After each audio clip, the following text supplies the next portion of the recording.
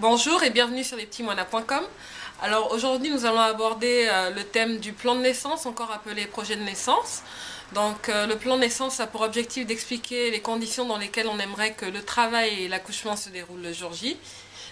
Et donc vu que chaque maman est différente, chaque plan de naissance est personnel puisque chaque maman a ses propres attentes. Donc c'est vrai que quand on me demande de rédiger un plan de naissance, surtout quand on n'a jamais accouché, c'est un peu particulier parce qu'on ne sait pas trop quoi mettre dedans. On ne sait pas trop à quoi s'attendre, donc on ne sait pas en gros quoi demander quoi.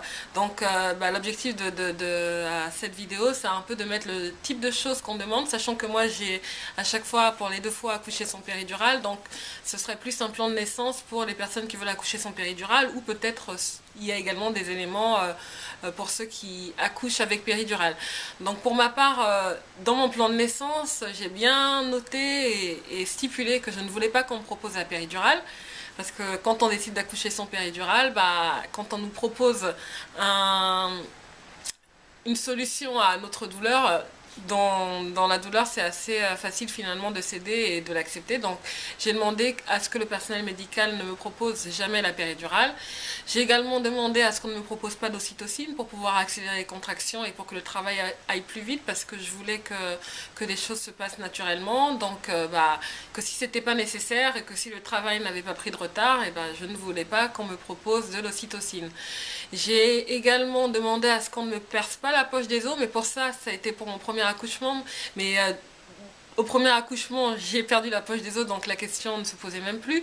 Mais au deuxième accouchement, je suis vite revenue sur ce point là, parce que ma sage-femme m'a expliqué l'intérêt de percer la poche des os au bon moment. Donc mais j'avais tout de même noté ce point là sans pour autant avoir sans pour autant comprendre vraiment l'intérêt de percer la poche des os ou non, mais c'était plus dans une démarche que les choses se passent naturellement.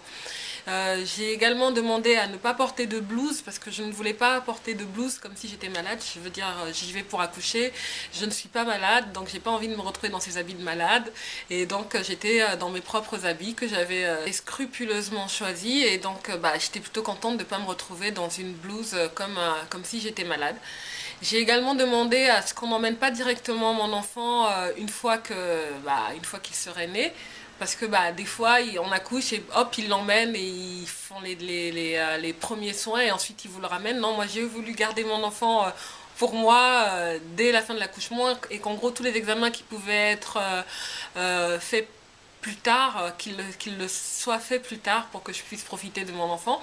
J'ai demandé à ce que pendant le travail je ne sois pas monitorée tout le temps, parce que finalement je n'en voyais pas l'intérêt d'être monitorée. Si les choses se déroulent bien, je vois pas l'intérêt d'avoir un truc qui prend mon pouls et celui du bébé. Enfin, si vraiment il n'y en a pas le besoin, je voulais pouvoir être libre. Donc j'ai également demandé à pouvoir manger et à pouvoir boire pendant mon travail, ce que j'ai pu faire.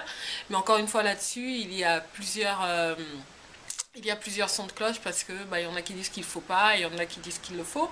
Mais moi je suis contente parce que j'ai eu la chance plutôt de pouvoir boire et de pouvoir manger pendant mon travail. Bon.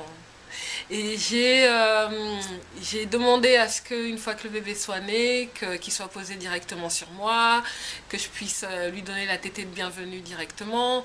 J'ai également demandé à pouvoir rester en peau à peau avec lui pendant un certain temps après la naissance, parce que finalement il n'y a pas d'urgence à ce qu'il l'emmène. J'ai également demandé à ce qu'il ne soit pas baigné. Je ne voulais pas qu'on lui enlève son vernix, qu'on lui enlève toute cette couche protectrice.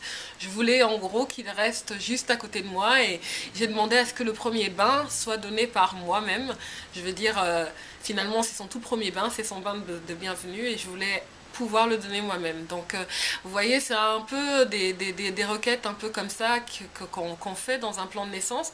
Et il y en a une que j'avais pas faite pour mon deuxième accouchement, et c'est ma sage-femme justement qui me l'a proposé. C'est qu'une fois que le bébé est sorti, avait sorti sa tête et ses épaules, elle m'a proposé d'aller le chercher moi-même et de le faire remonter jusqu'à ma poitrine. Et c'est vrai que moi j'avais pas pensé à demander ça dans un plan de naissance, et le jour de l'accouchement, quand elle m'a dit d'aller chercher mon enfant et de le remonter, j'ai trouvé ça vraiment vraiment très intense et vraiment super, quoi. Donc c'est également, ça fait partie également des choses qu'on peut proposer dans un plan de naissance. Mais bon, bien sûr, un plan de naissance, ce n'est qu'un plan et ça n'a de valeur que quand les choses se déroulent normalement. C'est vrai que si après l'accouchement présente des risques, que ce soit pour la maman ou pour le bébé, bah, le plan de naissance, il faut très très vite oublier.